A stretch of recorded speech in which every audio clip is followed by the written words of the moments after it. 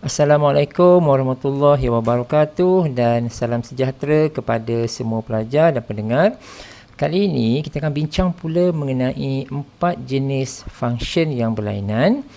Yang pertamanya adalah absolute function, iaitu fungsi nilai mutlak. Yang keduanya adalah piecewise function, iaitu fungsi cebisan. Yang ketiga adalah exponential function dan yang terakhir adalah log function. Okey, so kita pergi kepada jenis yang pertama ini. Ini adalah fungsi nilai mutlak. Jadi fungsi nilai mutlak, dia punya tata tandanya adalah yang ada modulus macam ni. Ya, misalnya fx ataupun y sama dengan modulus x. Dan modulus ini dia ditakrifkan seperti berikut. Yang ini ya, iaitu fx ataupun y sama dengan jika x adalah lebih besar dan sama dengan kosong, maka nilai y dia adalah x. Dan jika x tu kurang daripada kosong, maka nilai y dia adalah negatif x. Ini adalah takrifan umum ya bagi fungsi mutlak. Dan lakaran graf yang basic punya adalah seperti berikut. Yang ini ya, lakaran graf dia iaitu bentuk V ini, dan daripada bentuk V ini kita boleh lihat belah sini adalah X, ini adalah negatif X, dan dari sini kita boleh identify what is the domain and what is the range. Domain dan juga julat ya. So domain ni adalah semua nilai-nilai X ya, semua nilai X yang macam mana, semua ni adalah tertakrif. Boleh? Semua nilai-nilai X ini tertakrif. Maksud dia, kita ambil sahaja apa-apa nilai X dekat sini. Misalnya 10, X sama dengan 10. Dia akan memberikan kita satu nilai Y. Contohnya, kalau X 10, maka Y juga 10. So, jadi, semua nilai-nilai X tertakrif. Maka X elemen kepada nombor nyata. X elemen to all real numbers. Dan sama juga julat, cuma julat ini kita perhatikan dia setakat sini sahaja. So nilai y kat sini dia tak boleh kecil daripada kosong. Misalnya y sama dengan negatif 1 tak boleh. So paling kecil adalah kosong. Kosong dan ke atas lah. Di sini ya. So sebab itulah kita tulis, kita perolehi julat dia adalah y. Y yang macam mana? Y lebih besar dan sama dengan kosong. Okey, kita lihat beberapa variasi dia. Misal dia kita ada yang ini ya. Contoh yang pertama kita ini, kita ada fungsi nilai mutlak iaitu modulus x tolak 1. So macam mana kita buat? So jadi bila kita jumpa modulus macam ini, so maknanya kita kena buka bracket macam ni, dia akan ada dua. Ya. So bahagian ini x tolak 1 ini, cuba lihat yang dalam kotak ini ya. Kotak sebelah kanan ini, refer pada sini. Jadi x tolak 1 ini lebih besar dan sama dengan kosong, 1. Yang kedua adalah x tolak 1 ini lebih kecil dari kosong. Dia sama seperti takrifan asal. Sekejap. Nampak tak ini? Bila kita ada modulus, bahagian dalam modulus ini dia x kan. So jadi kita kena buat x lebih besar dan sama dengan kosong, 1. Yang satu lagi adalah x kurang dari kosong. Benda yang sama kita akan buat juga dekat sini. Nampak tak ini? X tolak 1 lebih besar dan sama dengan kosong. Dan dia akan memberikan x lebih besar sama dengan 1. Satu lagi adalah x tolak 1 ini lebih kecil dari kosong. Dan memberikan kita x kurang dari 1. Nampak? So yang ini kita boleh letak dekat sini. Ini adalah cara kita nak mendapatkan yang ini. Untuk mendapatkan ini pula, bahagian yang mula-mula ini adalah yang positif. Ya, so kita ambil sahaja apa yang ada dekat sini, kita letak dekat sini. Bahagian yang kedua pula adalah negatif ini. Ya, so sebab itulah kita dapat 1 tolak x. Boleh? Okey, itu adalah cara penulisan berdasarkan takrifan. Jika kita hendak melakarkannya pula, so by looking at the function here, dengan mudah kita dah boleh agak macam mana function itu boleh kita lakar. So kita dah tahu basic graph dia adalah, sekejap, basic graph dia adalah berbentuk V dekat sini, di mana dia akan hit kosong dekat sini kan. So jadi bila ada perubahan, bermaksud akan berlaku translasi. Nampak tak dekat sini? X tolak 1. Ini akan memberikan kita satu indikator yang menyatakan graf basis ini akan bergerak ke kanan sebanyak 1 unit. Boleh? So, overall graf kita akan dapat macam ini. Boleh ya? So, kalau kita tallykan semula dengan takrifan kita, sekejap, yang ini, nampak? Yang ini, maka dia akan tally. Yang ini ya. So kita ada X lebih besar dan sama dengan 1, which is this part, line ini. Ya, ini 1, ini 1. So garis ini akan merujuk kepada bahagian yang pertama ini. Sementara garis yang nombor 2 ini pula, iaitu 1 tolak X ini, dia merujuk kepada yang bahagian kedua ini, iaitu X kurang dari 1. So this part. So ada dua bahagian ya. So V kat sini, ini bentuk V dia. Ini bahagian yang pertama, ini bahagian yang kedua. Jadi, dari sini dengan mudah kita boleh identify what is the domain and what is the range. Jadi, yang ini saya rasa kita tidak ada apa-apa masalah ya untuk menentukan domain dan juga julat. Domainnya adalah all real numbers seperti biasa dan julat dia adalah X besar dan sama dengan kosong. Okey. So, jadi kita perhatikan dekat sini untuk nilai-nilai Y ya.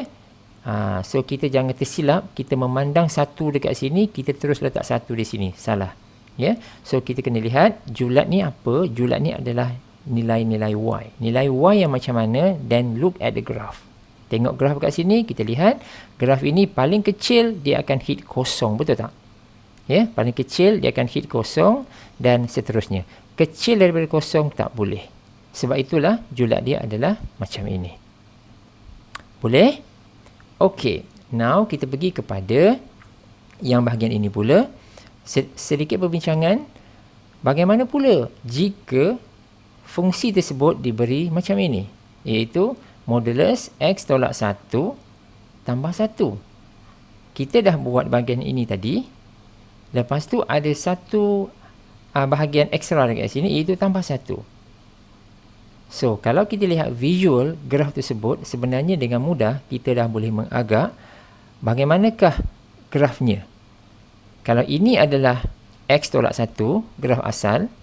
Yang ini ya, graf yang kita dah buat tadi. Jika kita ada tambah 1 dekat sini, bermaksud graf ini akan naik sebanyak 1 unit ke atas. Boleh? So, jadi overall, berikut adalah penerangan dia. Saya tulis kat sini, ia masih mengekalkan graf fx sama dengan modulus X tolak 1, tetapi keseluruhan graf tersebut akan beranjak ke atas sebanyak 1 unit. Dengan itu, kita akan dapat graf dia adalah seperti berikut. Ini. Dia masih lagi V kat sini ya.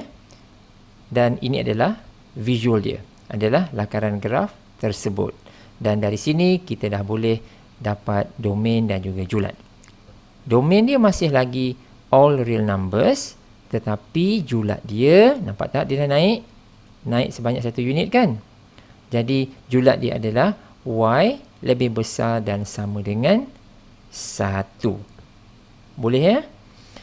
Okey, itu adalah mengenai fungsi nilai mutlak. So, kita pergi kepada fungsi yang kedua, iaitu the piecewise function ataupun dipanggil fungsi cebisan.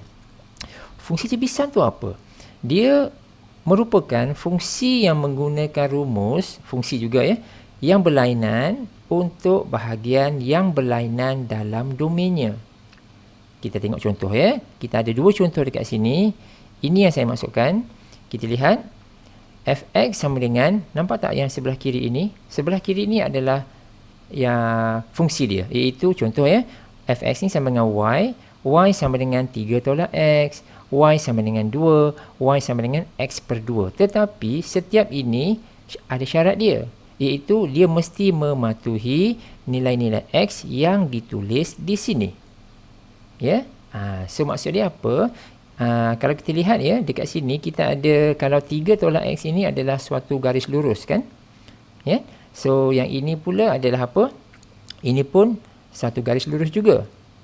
Cuma yang tengah-tengah ini, dia sebenarnya kalau kita baca elok-elok, jika X itu 2, maksud dia nilai Y itu 2. Sebenarnya yang bahagian tengah-tengah ini, dia memberikan kita satu koordinat, iaitu 2, 2. It's a point. Ya, ini adalah suatu titik. Yang ini pula adalah suatu garis lurus. Tetapi apabila kita nak sketching the graph, kita kena mematuhi syarat ini. Garis lurus ini hanya boleh kita lakarkan apabila X ini kurang dari 2. Boleh? Nanti kita lihat contoh ya. Dan yang ini pun sama juga. Kita boleh lakarkan graf ini, tetapi ada syarat dia, iaitu apabila X lebih besar dari 2. Jadi dengan penjelasan ini, maka yang contoh yang kedua iaitu B kat sini, kita dah boleh baca dah ya.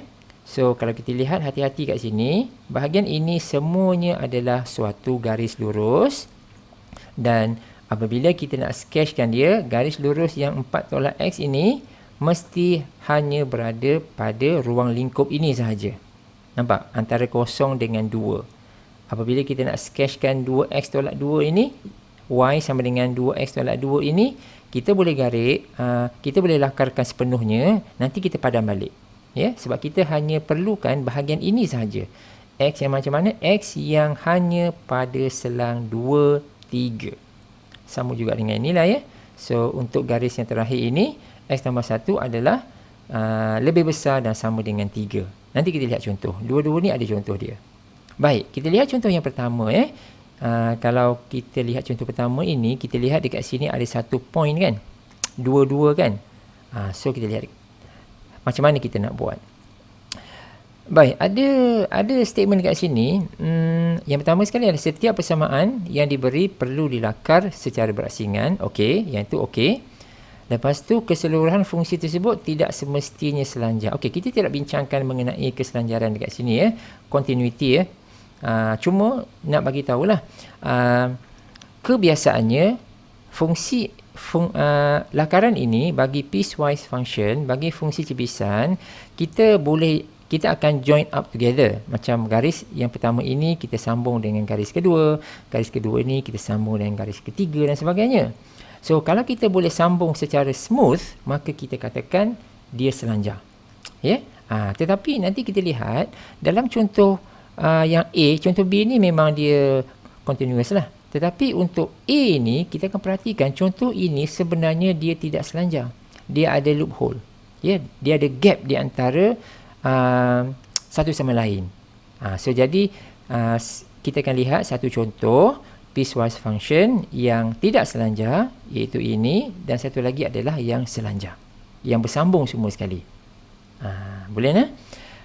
Okey, kita pergi kepada contoh yang pertama ini ya. Ini dia. Ini adalah function dia, our piecewise function, dan kita akan start sketching. Kita buat garis, kita sketchkan garis apa yang ada. Kita ada dua garis lurus, kita ada satu titik. Dan perhatikan pada garis lurus tersebut, yang pertama ini, nampak tak kat ini? Dia tak sama dengan 2. Dia hanya kurang dari 2 sahaja. Maknanya, dia hanya approaches 2. Garis inilah. Garis yang ini pun sama juga. Dia hanya approaches 2. Nampak ya? Dia tak ada tanda sama dengan. Bila kita nak sketch, dia akan jadi macam ini. Lakaran graf ya. Ini garis pertama, sebenarnya garis ini panjang sampai ke bawah. Ya, tapi kita padamlah sebab kita perlu mematuhi syarat yang diberikan. Apa syarat dia? Sekejap. Untuk Y sama dengan 3 tolak X, syarat dia adalah X kurang dari 2 kan? So, kita lihat. Ini 2. Yang kurang dari 2 semua dekat sini. So, maksud dia kalau lakaran kita, kalau kita sketch pada asal dia sampai ke bawah kat sini, kita kena padam balik. So dia hanya sampai 2 saja. Tetapi dia tak kena 2. Ya, dia tak kena 2. Dia hanya approaches to saja. Sebab itulah kita ada loophole kat sini. Ini tanan ini. So, jadi ini adalah garis yang pertama. Garis yang seterusnya adalah yang ini, iaitu y sama dengan x per 2. Jadi perhatikan, benda yang sama berlaku, sama seperti yang garis warna biru ini. Dia hanya approaches 2 sahaja. Dia tak kena 2. So sebab itulah lakaran dia kita dapat macam ni. Dan yang saya sebutkan tadi dekat sini, nampak tak kat sini? Apabila x2, nilai y dia adalah 2. It means that it gives us a point. So point tersebut adalah yang ini. Nampak tak? So kalau kita lihat sekali imbas dekat sini, kita dah boleh nampak dah. Graf ini adalah tidak bersambung sebab dia ada loophole dekat sini. So in this case kita katakan ia tidak selanjar. It is not continuous. Boleh? So saya dah hubung kaitkan sedikit dengan keselanjaran. Baik, tapi fokus kita adalah how to determine the domain and the range. Jadi kalau kita perhatikan dekat sini, by looking at the graph yang kita dah sketch kat sini, dengan mudah kita boleh identify the domain dan juga julat. Domain dia apa? Domain dia adalah semua nilai-nilai x. Semua tu tertakrif. Contoh, kalau kita ambil nilai 10, katakan x sama dengan 10, adakah dia akan memberikan kita nilai y? Ya, betul, sebab dia akan hit the graph. Macam ni kan? Bila x 10, nilai y dia adalah yang ini. Kat sinilah nilai y dia. Yang ni kita tak carilah ya. So kalau kita ambil nilai katakan negatif 5 katakan dekat sini, adakah kita boleh memperoleh nilai y? Ya, because it will hit the graph and give us the y value. So kalau 2 macam mana? Kalau x tu 2, adakah ada nilai y? Ya, ada, iaitu yang ini. Nilai y dia adalah 2 juga. So jadi kita katakan the domain adalah all x values pada paksi ini. Sebab itulah kita katakan x is element of real numbers. Boleh? So untuk nilai y tak ada masalah, untuk julat tak ada masalah, sebab kita tahu dekat sini kan. So nilai y dia adalah lebih besar dari 1. Dia tak boleh sama dengan 1. Sebab tadi kita dah declare tadi kan. Dia hanya approaches sahaja. Dia tak kena pun pada 1. So sebab itulah kita tak boleh tulis tandaan sama dengan dekat sini. Dia hanya lebih besar dari 1 sahaja. Boleh? Okey. Now kita pergi kepada contoh yang kedua, function yang kedua, iaitu yang ini. So kalau kita sketch slowly, kita buat satu persatu, lakarkan ini, kita follow nilai-nilai x ini, kita lakar yang ini, kita follow yang ini, kita lakar yang ini, kita follow yang ini, maka kita akan dapati lakarannya adalah seperti berikut. Yang ini ya. So ada 3 garis kan? Garis pertama, garis kedua dan garis ketiga. So kalau kita nak kaitkan dengan continuity, ya, ini adalah satu contoh piecewise function yang selanjar. Ya, sebab dia bersambung semua, tak ada gap pun. So jadi kalau kita berjaya, if we manage to sketch this graph, maka untuk menentukan dia punya domain sangat mudah. Ya, domain dia apa? Domain dia adalah, lihat kat sini, nilai-nilai x yang macam mana? Nilai x yang lebih besar dan sama dengan kosong. Ya, sentiasa lihat nilai-nilai x ya. So kita perhatikan hanya ini sahaja, daripada kosong kat sini sampai ke sudah dia tertakrif. Tetapi nilai negatif tidak tertakrif sebab dia tidak akan memberikan kita apa-apa nilai y yang sepadan. Boleh? So ini adalah domain dia dan julat dia adalah, tengok kat sini, julat dia paling rendah adalah 2 kan? Ini ya. Paling rendah adalah 2 dan ke atas 2, 3, 4, 5 dan seterusnya. So jadi kita tulis kat sini nilai julat dia adalah y yang macam mana? Y yang lebih besar dan sama dengan 2. Boleh nah? Okey.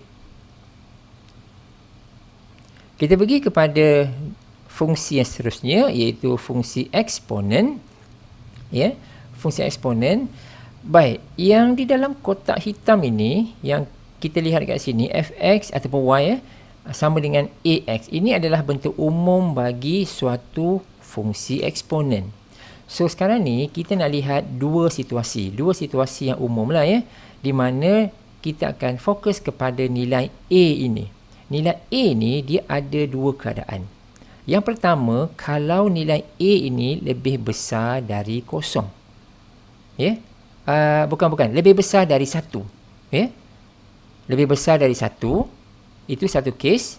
Contohnya, A itu adalah 2, 3, 4, 5. Yang tu satu kes. Satu kes lagi adalah, kalau nilai A ini duduknya di antara 0 hingga 1.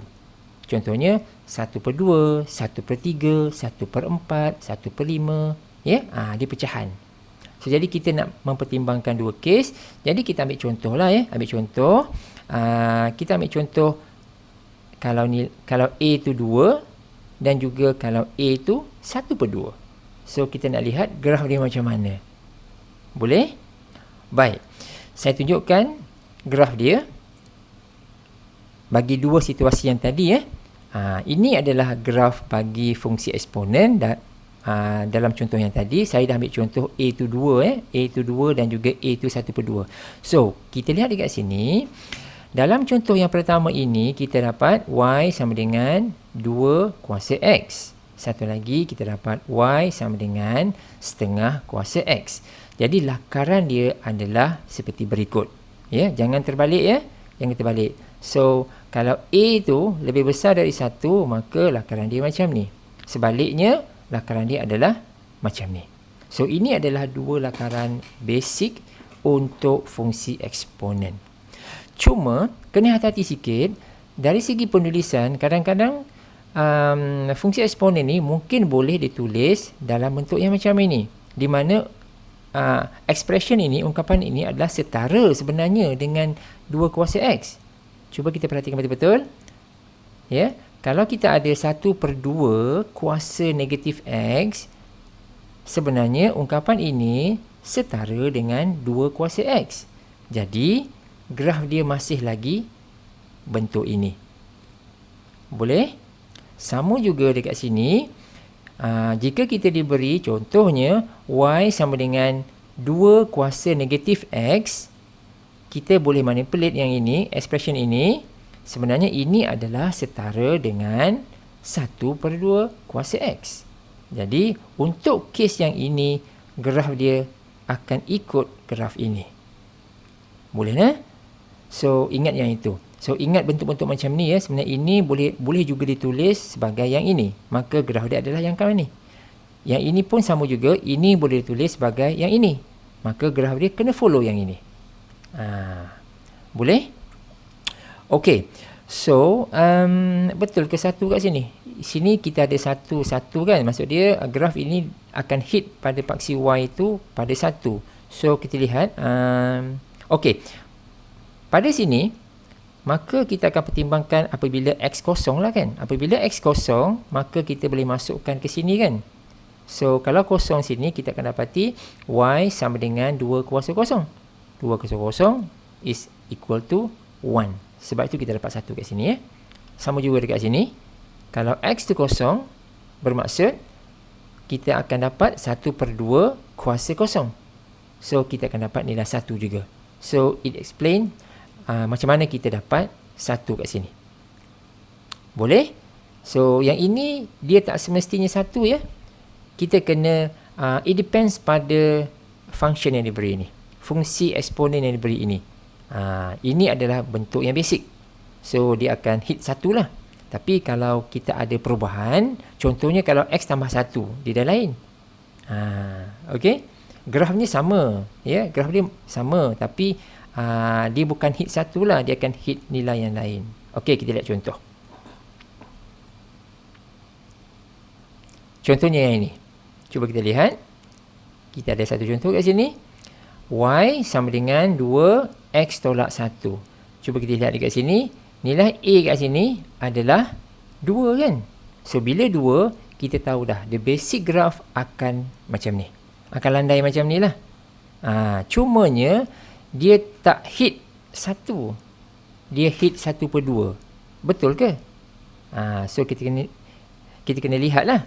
So kenapa dia 1/2? So kita kena buat sedikit pengiraan. Jadi pengiraan dia adalah apabila x kosong, apabila x kosong, kita boleh substitutekan ke dalam fungsi eksponen ini untuk mendapatkan nilai y. So apabila x kosong, kita kira sikit, maka kita akan dapat nilai y dia adalah 1/2. Therefore, kita tahu ini adalah 1/2. Boleh? Okey. So, bagaimana pula dengan domain dia? Domain dengan julat dia berapa? So, dalam kes ini kita lihat domain dan julat dia mudah sahaja andai kata lakaran kita ni tepat. Untuk kes ini mudah sahaja domain dia adalah all real numbers seperti biasa dan julat dia adalah y lebih besar dari kosong. Boleh? Dia tak boleh sama dengan kosong sebab graf ini will never touch the x-axis tu. Dia hanya akan menghampiri sahaja. Dia tak akan boleh sama dengan kosong. Sebab itulah nilai y adalah y lebih besar dan sama dengan kosong. Boleh? Okey, kalau kita patah balik ke graf fungsi eksponen yang basis, hasilnya juga adalah sama. Contoh, yang ini baik yang ini ataupun yang ini, domainnya adalah yang tadi tu. Setuju? Good. Okey, kita pergi kepada yang seterusnya, fungsi log. Fungsi log. Bentuk umum untuk fungsi log adalah seperti berikut yang dalam kotak warna hitam ini. Ini So kita ada log asas A X. Baik, sekarang ini ada dua bentuk asas bagi fungsi log dan dia bergantung kepada nilai A ini. Nilai A ni, asas dia ni, dia bergantung kepada nilai A tersebut. Yang pertama sekali adalah, nampak tak? Dia hampir sama dengan kes eksponen tadi. So, kalau nilai A itu lebih besar dari 1, maka graf dia macam ni. Yang ini Sebaliknya, kalau nilai A itu di antara 0 dengan 1, contohnya 1/2, maka graf dia adalah berbentuk macam ni. Yang ini kena ingat dia sama je, pairing dia sama je. Eksponen dengan log, kena ingat graf basic masing-masing. Yang tadi eksponen, yang ini adalah log. Semuanya bergantung kepada nilai A yang ini. Yang eksponen tadi pun sama juga. Dia bergantung kepada nilai A tadi. Yang ini pun sama juga. So, itu adalah yang perlu kita ingatlah. Baik. Dan kalau kita lihat domain dia, ini adalah domain dia. So, saya rasa kalau kita boleh lakarkan graf, domain dengan julat tak ada masalah. So, kita perhatikan domain dia. Untuk domain, dia adalah nilai-nilai X. Nilai X yang macam mana? Nilai X yang lebih besar dari 0. Tengok elok. Yang lebih besar dari 0. So, maknanya, nilai X kat sini, kalau kita tengok yang ini, yang kaki kat bawah ni, graf ini kalau kita panjangkan, dia tak akan hit paksi Y. Dia tidak akan menyentuh paksi Y. Dia hanya menghampiri paksi Y sahaja. So, jadi kalau kita pertimbangkan graf ini, kita akan dapati nilai X ini, dia akan boleh kecil 1, 0.9, 0.8 dan seterusnya. Dia boleh semakin mengecil, tetapi dia will never touch 0. Sebab itulah kita ada domain kita macam ini. X yang macam mana? X yang lebih besar dari 0. Boleh?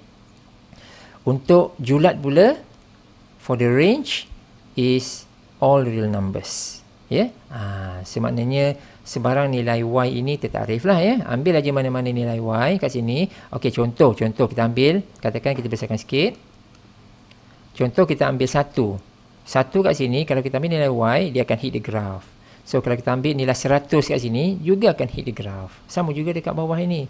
Kalau kita ambil negatif 10, dia akan hit graph. Ambil negatif 1000 sekalipun, dia akan always hit the graph. So maksud dia, ini semua tertakrif. Ya, so sebab itulah kita ada yang ini. Boleh? Okay. So, kita ada satu contoh dekat sini. Untuk log, kita perhatikan. Log X tolak 2. Okey, perhatikan dekat sini ya. Dalam contoh ini, tidak dinyatakan asas, betul? Kita tak nampak asas. Okey, by default, kalau kita tidak diberikan asas, dia akan merujuk kepada asas 10. Okey? So, yang ini ya. Log asas 10.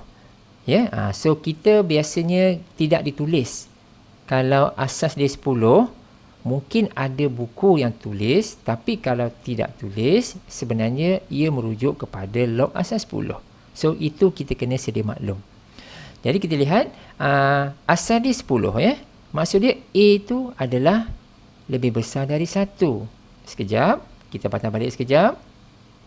Kalau A itu besar dari 1, nampak? A itu besar dari 1, maksud dia graf basic dia adalah yang ini. Setuju? Alright. So, ada tak lagi perubahan pada function tersebut? Ya, ada. Iaitu, nampak tak dekat sini? Ada translasi kat situ.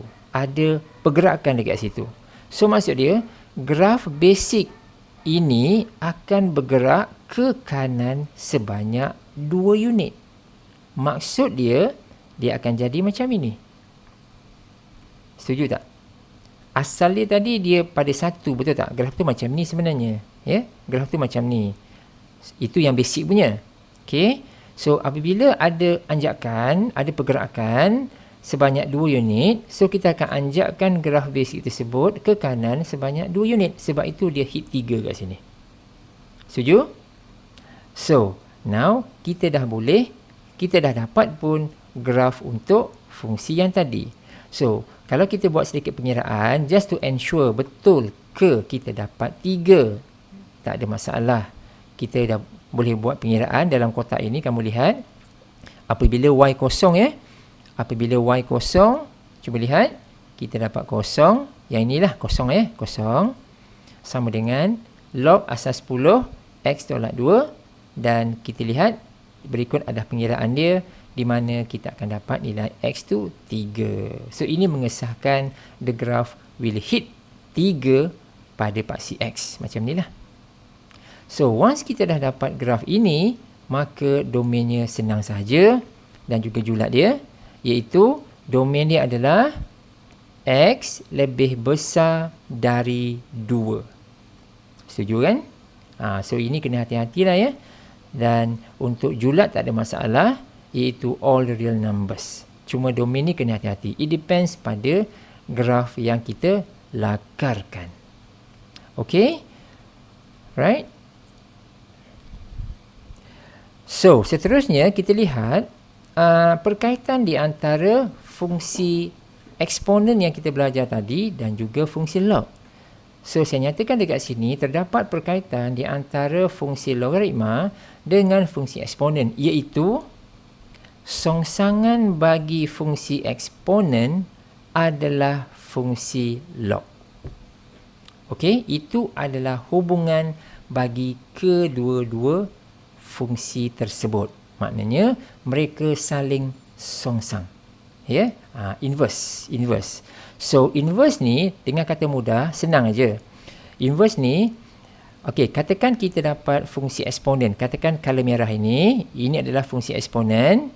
Kalau kita kata inverse, maksud dia saling songsang. So, maksud dia kalau kita buat satu garis lurus ini, Y sama dengan X, dia adalah pantulan. Dia adalah pantulan pada garis Y sama dengan X.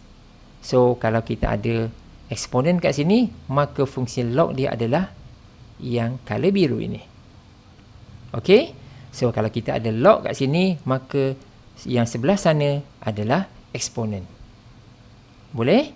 So, itu adalah hubungan di antara fungsi log dan juga fungsi exponent. Okay guys, so saya rasa sampai sini dulu video kita. So thanks for watching. Hope you enjoy the video. See you in the next video.